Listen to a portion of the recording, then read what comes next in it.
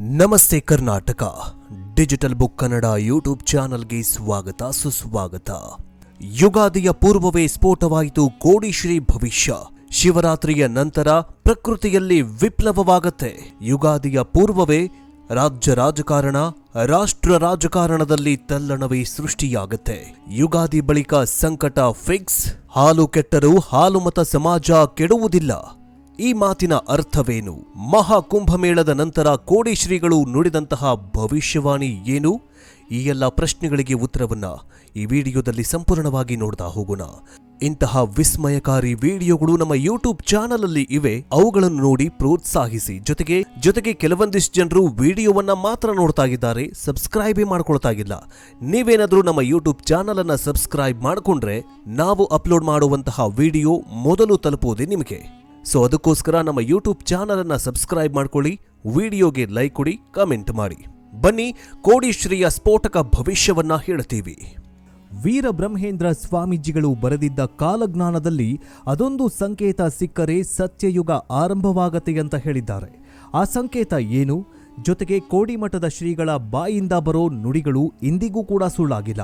ಪೂರ್ವಜರು ತಾಳೆಗರಿಯಲ್ಲಿ ಬರೆದಿಟ್ಟ ಕಾಲಜ್ಞಾನ ಭವಿಷ್ಯವನ್ನ ಇದ್ದದ್ದು ಇದ್ದ ಹಾಗೆ ನುಡಿದು ಕೋಡಿಶ್ರೀಗಳು ಫೇಮಸ್ ಆಗಿದ್ದಾರೆ. ರಾಜ್ಯ ಅಷ್ಟೇ ಅಲ್ಲ, ದೇಶಕ್ಕೆ ಸೀಮಿತವಾಗಿಲ್ಲ. ಪ್ರಕೃತಿ ವಿಪ್ಲವದಿಂದ ಹಿಡಿದು ರಾಜಕೀಯದವರೆಗೆ, ಇಸ್ಲಾಂ ರಾಷ್ಟ್ರದಿಂದ ಹಿಡಿದು ವಿಶ್ವದ ಗಣ್ಯ ನಾಯಕರವರೆಗೆ ಎಲ್ಲ ಕ್ಷೇತ್ರಗಳ ಬಗ್ಗೆ ಭವಿಷ್ಯವನ್ನ ನುಡಿದು ಅಚ್ಚರಿ ಮೂಡಿಸಿದ್ದಾರೆ. ಆದ್ರೀಗ ಕರುನಾಡ ರಾಜಕೀಯ, ದೇಶದಲ್ಲಿ ಆಗೋ ವಿಪ್ಲವ, ವಿಶ್ವಕ್ಕೆ ಬ್ರಹ್ಮಾಂಡಕ್ಕೆ ಬಂದಪ್ಪಳಿಸಲಿರೋ ಕ್ಷುದ್ರ ಗ್ರಹದ ಬಗ್ಗೆ ಭವಿಷ್ಯ ನುಡಿದಿದ್ದಾರೆ. ರಾಜ್ಯದಲ್ಲಿ ಮಹಿಳೆ ಸಿಎಂ ಆಗ್ತಾಳೆ, ದೇಶದಲ್ಲಿ ಒಂದು ದುರ್ಘಟನೆ ಸಂಭವಿಸುತ್ತೆ, ಭೂಮಿಗೆ ಕ್ಷುದ್ರ ಗ್ರಹವೊಂದು ಬಂದಪ್ಪಳಿಸಲಿದೆ ಎನ್ನುವುದನ್ನ ಕೋಡಿಶ್ರೀಗಳು ಭವಿಷ್ಯ ನುಡಿದಿದ್ದಾರೆ. ರಾಜ್ಯದಲ್ಲಿ ಸಿಎಂ ಬದಲಾವಣೆ ವಿಚಾರ ಬೂದಿ ಮುಚ್ಚಿದ ಕೆಂಡದಂತಿದೆ. ಸಿದ್ದರಾಮಯ್ಯ ಹಾಗೂ ಡಿಕೆ ಶಿವಕುಮಾರ್ ಅವರ ನಡುವೆ ಕುರ್ಚಿ ಕಾಳಗ ನಡೀತಾಗಿದೆ. ಇದೆಲ್ಲದರ ನಡುವೆ ಕಾಂಗ್ರೆಸ್ನ ಹಲವು ನಾಯಕರು ಕೂಡ ನಾನೇ ಸಿಎಂ ಅಂತ ಹೇಳುತ್ತಿದ್ದಾರೆ. ಈ ಬಗ್ಗೆ ಚರ್ಚೆಗಳು ಜೋರಾಗಿರುವ ಹೊತ್ತಲ್ಲೇ ಕೋಡಿಮಠದ ಡಾಕ್ಟರ್ ಶಿವಯೋಗಿ ರಾಜೇಂದ್ರ ಸ್ವಾಮೀಜಿಗಳು ಅಂದರೆ ಕೋಡಿಶ್ರೀಗಳು ಸಿಎಂ ಬದಲಾವಣೆ ವಿಚಾರದ ಬಗ್ಗೆ ಸ್ಫೋಟಕ ಭವಿಷ್ಯವನ್ನ ನುಡಿದಿದ್ದಾರೆ. ಸಿದ್ದರಾಮಯ್ಯ ಹಾಗೂ ಡಿಕೆ ಶಿವಕುಮಾರ್ ಅವರ ನಡುವೆ ಅಧಿಕಾರದ ಒಪ್ಪಂದವಾಗಿದೆ ಎನ್ನುವ ಚರ್ಚೆಯೇ ಮುನ್ನವೇ ಈ ಒಂದು ಸ್ಫೋಟಕ ಭವಿಷ್ಯವನ್ನ ನುಡಿಯಲಾಗಿದೆ. ಈ ಬಗ್ಗೆ ಡಿಕೆ ಶಿವಕುಮಾರ್ ಅವರೇ ಸಂದರ್ಶನದಲ್ಲಿ ಬಾಯ್ಬಿಟ್ಟು ಹೈಕಮಾಂಡ್ ಕೆಂಗಣ್ಣಿಗೆ ಗುರಿಯಾಗಿದ್ರು.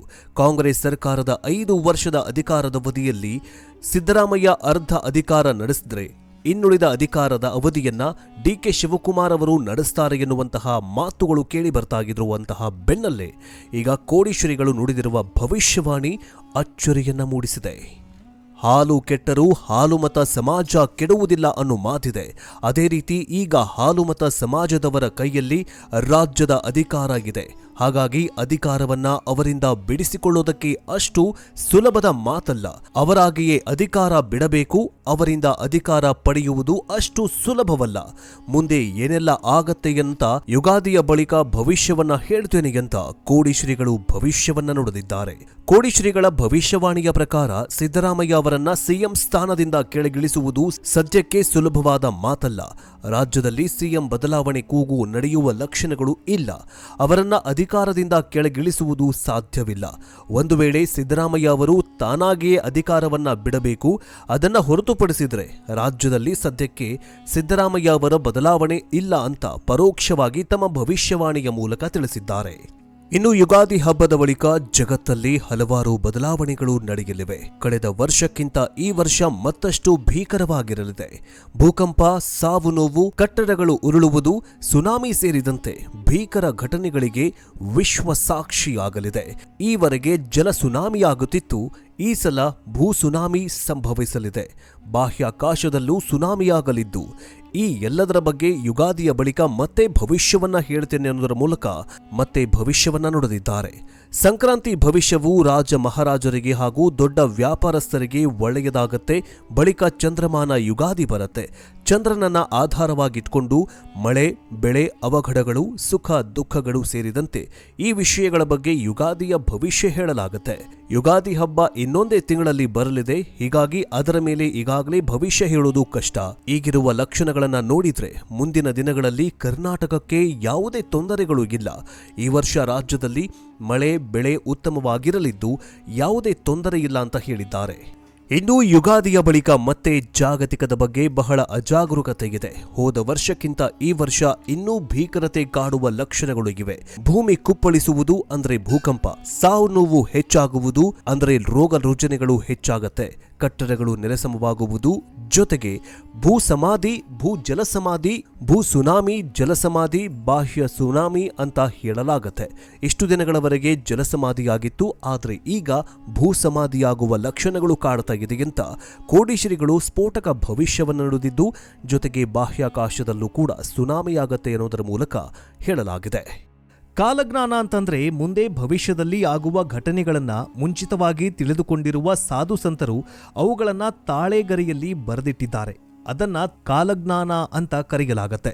ಭವಿಷ್ಯದಲ್ಲಿ ಆಗುವ ಘಟನೆಗಳನ್ನ ಮೊದಲೇ ಹೇಳೋದು ಅದು ತ್ರಿಕಾಲಜ್ಞಾನಿಗಳಿಗೆ ಮಾತ್ರ ಸಂಭವನೀಯವಾಗಿರತ್ತೆ. ಇನ್ನು ರಾಜ್ಯದಲ್ಲಿ ಮಹಿಳೆಯೊಬ್ಬರು ಸಿಎಂ ಆಗ್ತಾರೆ ಎಂಬ ಕೋಡಿಮಠದ ಡಾಕ್ಟರ್ ಶಿವಾನಂದ ಶಿವಯೋಗಿ ಸ್ವಾಮೀಜಿಯವರ ಭವಿಷ್ಯದ ಬೆನ್ನಲ್ಲೇ ಸಚಿವೆ ಲಕ್ಷ್ಮೀ ಹೆಬ್ಬಾಳ್ಕರ್ ಬೆಂಬಲಿಗರು ಲಕ್ಷ್ಮೀ ಹೆಬ್ಬಾಳ್ಕರ್ ಮೊದಲ ಮಹಿಳಾ ಸಿಎಂ ಆಗ್ಲಿ ಎಂಬ ಅಭಿಯಾನ ಆರಂಭಿಸಿದ್ದು, ಈ ಕುರಿತು ಪೋಸ್ಟ್ಗಳು ಸೋಷಿಯಲ್ ಮೀಡಿಯಾದಲ್ಲಿ ವೈರಲ್ ಆಗ್ತಾಗಿದೆ. ಕೋಡಿಮಠದ ಶ್ರೀಗಳು ನುಡಿದಿರುವ ಹೇಳಿಕೆಯನ್ನ ಟ್ಯಾಗ್ ಮಾಡ್ತಾ ಇರುವ ಲಕ್ಷ್ಮೀ ಹೆಬ್ಬಾಳ್ಕರ್ ಬೆಂಬಲಿಗರು ರಾಜ್ಯಕ್ಕೆ ಮಹಿಳಾ ಸಿಎಂ ನಮ್ಮ ಬೆಳಗಾವಿ ಚೆನ್ನಮ್ಮ, ಕೋಡಿಮಠದ ಶ್ರೀಗಳು ನಿಜವಾಗತ್ತೋ, ಸಿದ್ದರಾಮಯ್ಯನವರು ಅಧಿಕಾರದಿಂದ ಕೆಳಗಿಳಿದ್ರೆ ಮುಂದಿನ ಸಿಎಂ ಬೆಳಗಾವಿಯ ಲಕ್ಷ್ಮೀ ಅಕ್ಕ ಅಂತ ಪೋಸ್ಟ್ ಮಾಡುತ್ತಿದ್ದಾರೆ. ಈ ಪೋಸ್ಟ್ ವೈರಲ್ ಆಗ್ತಾಗಿದೆ. ಕೋಡಿ ಶ್ರೀಗಳು ನುಡಿದಿರುವಂತಹ ಸ್ಫೋಟಕ ಭವಿಷ್ಯ ರಾಜ್ಯ ರಾಜಕಾರಣದಲ್ಲಿ ತೀವ್ರ ಸಂಚಲನವನ್ನ ಮೂಡಿಸಿದೆ. ಮುಡಾ ಹಗರಣಕ್ಕೆ ಸಂಬಂಧಿಸಿದಂತೆ ರಾಜ್ಯದಲ್ಲಿ ಮುಖ್ಯಮಂತ್ರಿ ಬದಲಾವಣೆಯ ಕುರಿತು ತೀವ್ರ ಚರ್ಚೆಗಳು ನಡೀತಾ ಇರುವ ಹೊತ್ತಲ್ಲಿ ಕಳೆದ 1 ತಿಂಗಳು ಕೋಡಿಮಠದ ಶ್ರೀಗಳು ನುಡಿದಿರುವ ಭವಿಷ್ಯವೊಂದು ತೀವ್ರ ವೈರಲ್ ಆಗ್ತಾಗಿದೆ. ಇದಿಷ್ಟೇ ಅಲ್ಲದೆ ಕೋಡಿಮಠದ ಡಾಕ್ಟರ್ ಶಿವಾನಂದ ಶಿವಯೋಗಿ ಗುರುಗಳು ಇನ್ನೊಂದು ಭವಿಷ್ಯವನ್ನ ನುಡಿದಿದ್ದಾರೆ. ಈ ಬಾರಿ ಆಕಾಶದಿಂದ ಭಾರಿ ದೊಡ್ಡ ಆಪತ್ತು ಕಾದಿದೆಯಂತ ಹಾರನಹಳ್ಳಿ ಗ್ರಾಮದ ಕೋಡಿಮಠದ ಪೀಠಾಧ್ಯಕ್ಷ ಶ್ರೀ ಶಿವಾನಂದ ಶಿವಯೋಗಿ ರಾಜೇಂದ್ರ ಸ್ವಾಮೀಜಿ ಸ್ಫೋಟಕ ಭವಿಷ್ಯವನ್ನ ನುಡಿದಿದ್ದಾರೆ.